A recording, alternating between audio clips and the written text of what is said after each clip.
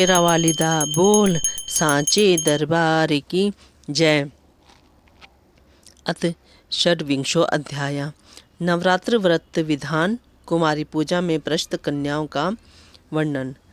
जन्मेजय बोले, हे द्विज श्रेष्ठ, नवरात्र के आने पर और विशेष करके शारदीय नवरात्र में क्या करना चाहिए, उसका विधान आप मुझे भली भांति बताइए।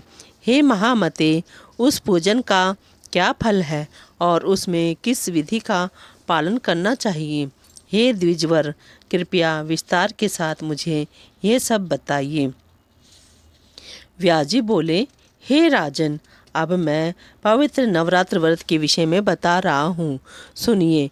शरत काल के नवरात्र में विशेष करके यह व्रत करना चाहिए। उसी प्रकार प्रेम पूर्वक वसंत ऋतु के नवरात्र में भी इस व्रत को करें।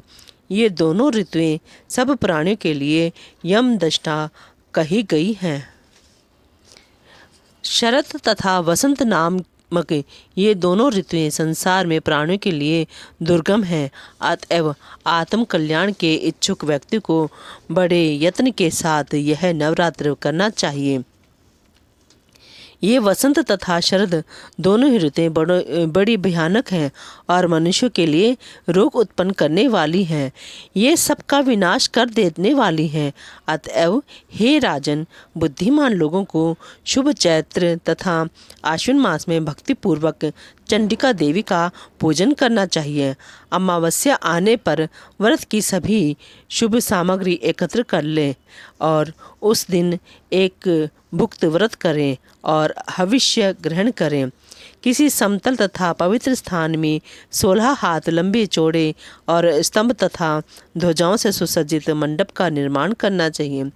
उसको सफ़ेद मिट्टी और गोबर से लिपवा दे। तत्पश्चात उस मंडप के बीच में सुंदर चौरस और स्थिर वेदी बनाए। वह वेदी 4 हाथ लंबी, चौड़ी और हाथ भर ऊंची होनी चाहिए। पीठ के लिए उत्तम स्थान का निर्माण करें तथा विविध रंगों के तोरण लटकाए और ऊपर चांदनी लगा दें। रात्रि में देवी का तत्व जानने वाले सदाचारी, संयमी और वेदांग के पारंगत विद्वान ब्राह्मणों को आमंत्रित करके प्रतिपदा के दिन प्रातःकाल नदी, नद, तड़ाग, बावली, कुआं अथवा घर पर ही विधिवत स्नान करें। प्रातःकाल के समय नित्य कर्म करके ब्राह्मणों का वरण कर उन्हें मधुपर्क तथा अर्घ्यपाद्य आदि अर्पण करें। अपनी शक्ति के अनुसार उन्हें वस्त्र, अलंकार आदि प्रदान करें। धन रहते हुए इस काम में कभी कृपणता न करें। संतुष्ट ब्राह्मणों के द्वारा किया हुआ कर्म सम्यक प्रकार से परिपूर्ण होता है। देवी का पाठ करने के लिए 9, 5, 3 अथवा 1 ब्राह्मण बताए गए हैं। देवी भागवत का पारायण करने के कार्य में किसी शांत ब्राह्मण का वरण करें और वैदिक मंत्रों से स्वस्ति वाचन कराए। वेदी पर रेशमी वस्त्र से आच्छादित सिंहासन स्थापित करें। उसके ऊपर 4 भुजाओं तथा उनमें आयुधों से युक्त देवी की प्रतिमा स्थापित करें। भगवती की प्रतिमा रत्नमय भूषणों से युक्त, मोतियों के हार से अलंकृत, दिव्य वस्त्रों से सुसज्जित, शुभ लक्षण संपन्न और सौम्य आकृति की हो। वे कल्याणमयी भगवती शंख, चक्र, गदा, पद्म धारण किए हुए हों और सिंह पर सवार हों अथवा 18 भुजाओं से सुशोभित सनातनी देवी को प्रतिष्ठित करें। भगवती की प्रतिमा के अभाव में निर्वाण मंत्र युक्त यंत्र को पीठ पर स्थापित करें और पीठ पूजा के लिए पास में कलश भी स्थापित कर लें। वह कलश पंच पल्लव युक्त वैदिक मंत्रों से भली भांति संस्कृत उत्तम तीर्थ के जल से पूर्ण और सुवर्ण तथा पंचरत्नमय होना चाहिए। पास में पूजा की सब सामग्रियां रखकर उत्सव के निमित्त गीत तथा वाद्यों की ध्वनि भी करानी चाहिए। हस्त नक्षत्र युक्त नंदा प्रतिपदा तिथि में पूजन श्रेष्ठ माना जाता है। हे राजन, पहले दिन विधिवत किया हुआ पूजन मनुष्यों का मनोरथ पूर्ण करने वाला होता है। सबसे पहले उपवास व्रत, एक भुक्त व्रत अथवा नक्त व्रत, इनमें से किसी एक व्रत के द्वारा नियम करने के पश्चात ही पूजा करनी चाहिए। पूजन के पहले प्रार्थना करते हुए कहे, हे माता, मैं सर्वश्रेष्ठ नवरात्र व्रत करूँगा। हे देवी, हे जगदम्बे, इस पवित्र कार्य में आप मेरी संपूर्ण सहायता करें। इस व्रत के लिए यथाशक्ति नियम रखें। उसके बाद मंत्रोच्चारण पूर्वक विधिवत भगवती का पूजन करें। चंदन, अगरू, कपूर तथा मंदार, करंज, अशोक, चंपा, कनैल, मालती, ब्राह्मी आदि सुगंधित पुष्पों, सुंदर बिल्व पत्रों और धूप दीप से विधिवत भगवती जगदम्बा का पूजन करना चाहिए।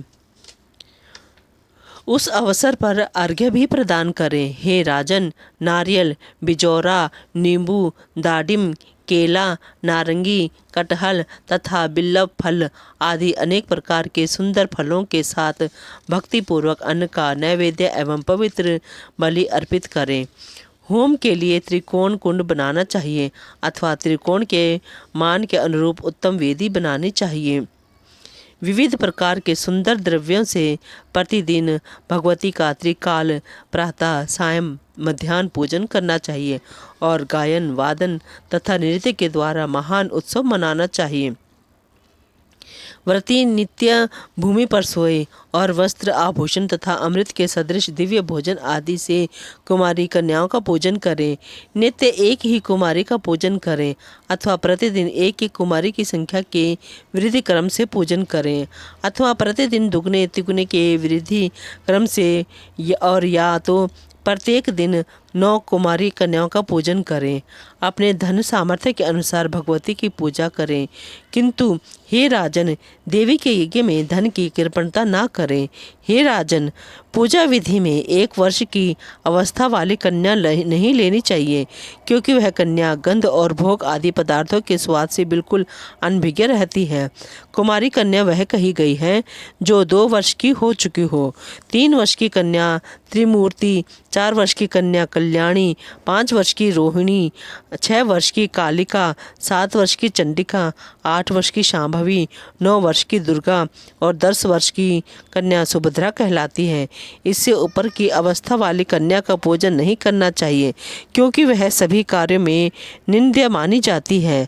इन नामों से कुमारी का विधिवत पूजन सदा करना चाहिए। अब मैं इन 9 कन्याओं के पूजन से प्राप्त होने वाले फलों को कहूँगा। कुमारी नाम की कन्या पूजित होकर दुख तथा दरिद्रता का नाश करती हैं। वह शत्रुओं का क्षय और धन, आयु तथा बल की वृद्धि करती हैं। त्रिमूर्ति नाम की कन्या का पूजन करने से धर्म, अर्थ, काम की पूर्ति होती है, धन धान्य का आगम होता है और पुत्र पौत्र आदि की वृद्धि होती है। जो राजा विद्या, विजय, राज्य तथा सुख की कामना करता हो, उसे सभी कामनाएं प्रदान करने वाली कल्याणी नामक कन्या का नित्य पूजन करना चाहिए। शत्रुओं का नाश करने के लिए भक्तिपूर्वक कालिका कन्या का पूजन करना चाहिए। धन तथा ऐश्वर्य की अभिलाषा रखने वाले को चंडिका कन्या की सम्यक अर्चना करनी चाहिए। हे राजन, सम्मोहन, दुख, दर्द के नाश तथा संग्राम में विजय के लिए शांभवी कन्या की नित्य पूजा करनी चाहिए। क्रूर शत्रु की विनाश एवं उग्र कर्म की साधना के निमित्त और परलोक में सुख पाने के लिए दुर्गा नामक कन्या की भक्तिपूर्वक आराधना करनी चाहिए। मनुष्य अपने मनोरथ की सिद्धि के लिए सुभद्रा की सदा पूजा करे और रोग नाश के निमित्त रोहिणी की विधिवत आराधना करें। श्री रस्तु इस मंत्र से और अथवा किन्हीं भी श्री युक्त देवी मंत्र से अथवा बीज मंत्र से भक्तिपूर्वक भगवती की पूजा करनी चाहिए। जो भगवती कुमार के रहस्यमय तत्वों और ब्रह्मादि देवताओं की भी लीलापूर्वक रचना करती हैं, उन कौमारी का मैं पूजन करता हूँ, जो सत्व आदि तीनों गुणों से 3 रूप धारण करती हैं, जिनके अनेक रूप हैं तथा जो तीनों कालों में सर्वत्र व्याप्त रहती हैं। उन भगवती त्रिमूर्ति की मैं पूजा करता हूँ। निरंतर पूजित होने पर जो भक्तों का नित्य कल्याण करती हैं, सब प्रकार की कामनाओं को पूर्ण करने वाली उन भगवती कल्याणी का मैं भक्तिपूर्वक पूजन करता हूँ। जो देवी संपूर्ण जीवों के पूर्व जन्म के संचित कर्म रूपी बीजों का रोपण करती हैं, उन भगवती रोहिणी की मैं उपासना करता हूँ। जो देवी काली कल्पांत में चराचर सहित संपूर्ण ब्रह्मांड को अपने में विलीन कर देती हैं, उन भगवती कालिका की मैं पूजा करता हूँ।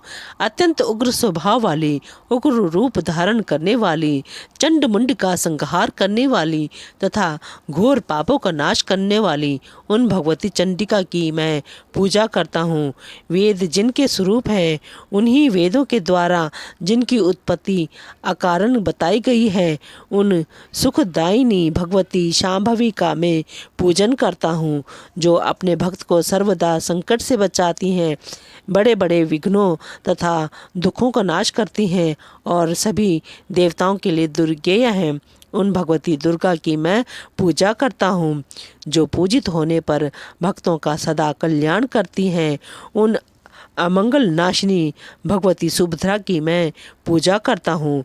विद्वानों को चाहिए कि वस्त्र, भूषण, माला, गंध आदि श्रेष्ठ उपचारों से इन मंत्रों के द्वारा सर्वदा कन्याओं का पूजन करें। जयकारा शेरा वालिदा बोल सांचे दरबार की जय।